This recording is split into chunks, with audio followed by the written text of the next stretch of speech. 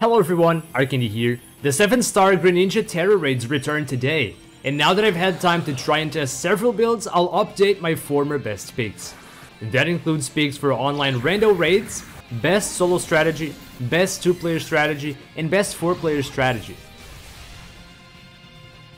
First, the damage dealers. I've seen very few physical attackers in rando raids. I previously recommended Lucario or Annihilate, and I still think they are good picks, but you may get no support for picking them.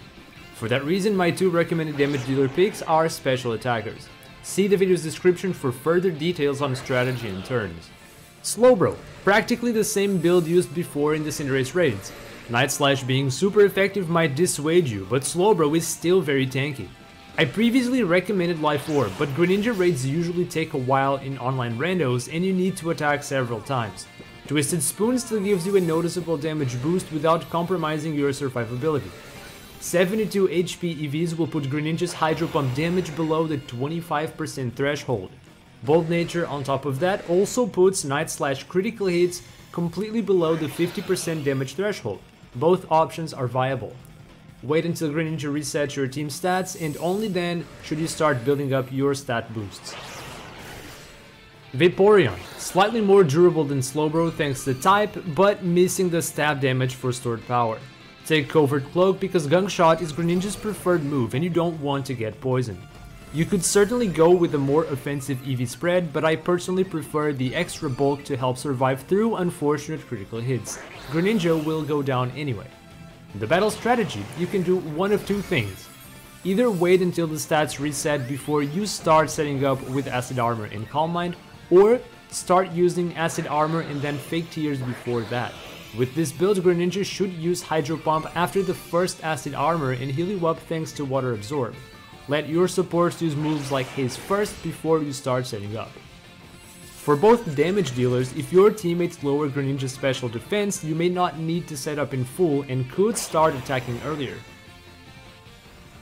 Similarly to how I've seen very few physical attackers, I'm also going to suggest, for the same reason, supports that are mostly geared for special attackers.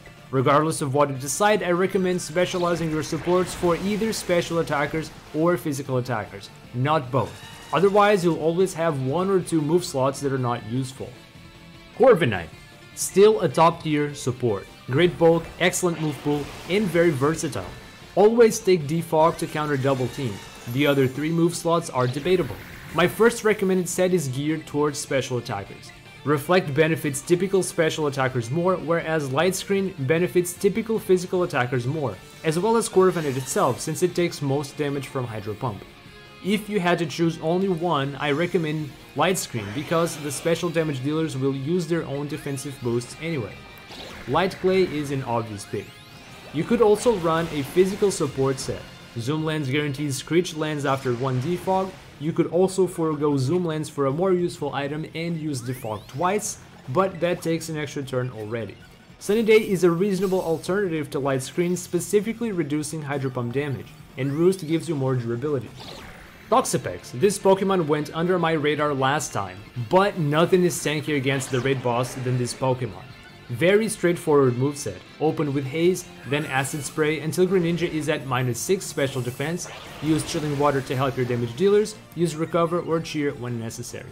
The only downside of Haze comes later in the game. After your teammates set up their stat boosts, you should not use Haze again. Bright Powder gives you a higher chance to evade moves and survive longer. It also does not play an intrusive animation for your teammates like Leftovers would. Thanks to this EV spread, the hardest hitting critical hits deal less than 1/4 of your health. Toxapex is very likely to stay alive after 7 or 8 turns without any heals. Qwilfish, a less tanky version of Toxapex but with slightly more utility. Since the special attackers revolve around stat boosts and stored power, Acupressure is very helpful. Due to the lack of recovery, I recommend taking Leftovers, even though it does play an animation for all of your teammates at the end of your turn. Recommended EV spread makes Gunk Shot and Hydro Pump deal roughly the same damage. Revavroom, nobody's first pick, but at a second glance, you actually have a very solid support right here. To make up for its rather frail special bulk, we take Sunny Day to make Revavroom go from getting chunked by Hydro Pump to about as tanky as a Corviknight. use Haze to reset double team stages at the start of the battle, use Parting Shot to reduce damage before the shield goes up, then Acid Spray to lower Greninja's special defense. Use Sunny Day again when the sun runs out. Leftovers is a good item to account for the lack of recovery. Hit Rock is also a decent alternative. We put just enough EVs in speed along with the jolly nature to outspeed Greninja, ensuring that we can start taking less damage right from turn 1 with Sunny Day. And the rest goes into special defense and HP. Revavroom is also capable of running Screech and supporting physical damage dealers. You could pair a wide lens with Screech to raise accuracy, but supporting special attackers is preferable as it frees up your item choice to give you more survivability rather than guarantee you 100% accuracy, which Acid Spray already has to begin with. Gastrodon should not be your first pick due to its lack of versatility, but Clear Smog is the next best thing to defog and you don't risk resetting your teammates' stats if you want to counter double team. So, if your teammates are already taking the more useful supports, you can choose to run Gastrodon for its secondary damage and utility. Mud Slap instead of Earth Power is also a good support choice. Covert Cloak prevents freeze since Ice Beam is Greninja's preferred move. Soft Sand could also be used to increase Earth Power's damage. Those are the 5 top support picks in my opinion. There are many other supports that are very good and work well too, including ones I mentioned in my previous guide. However, I think these 5 can provide the best support in general. My recommended solo strategy is with the Dunsparce. I did not recommend this Pokemon for online randos because it takes longer to set up than Vaporeon or Slowbro, although it should still be a good pick. I've recently made an in-depth video on this strategy, so make sure to check that out too. My recommended strategy if you're playing in a pre-made group of 2 is the Espeon plus Toxapex combo. This strategy can easily be extended to a 3-player group as well. I've recently made an in-depth video on this team, so I'll leave the link both on the info card on screen as well as the description if you want to look into it more. To end this video, my recommended strategy for a 4-player team is still the Scarlet Supremacy Squad.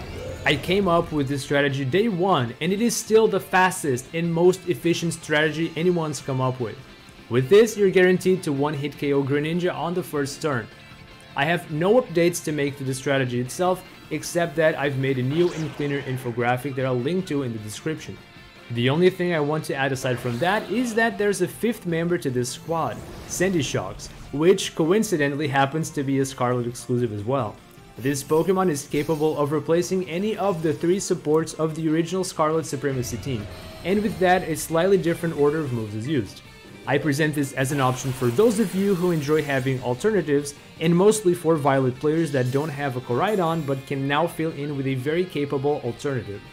You might think Sandy Shocks is not tanky enough, but with this EV investment and Calm Nature, put it under the sun to activate photosynthesis and reduce water type damage, and you end up with a very tanky support, with an incredible move pool as well. I still recommend running the original team when possible for better efficiency, and I do not recommend using this Pokemon in online randos because gravity backfires against your teammates in longer lasting raids. That's all for this video. Thank you for watching, enjoy the weekend raiding, and I'll see you on the next one.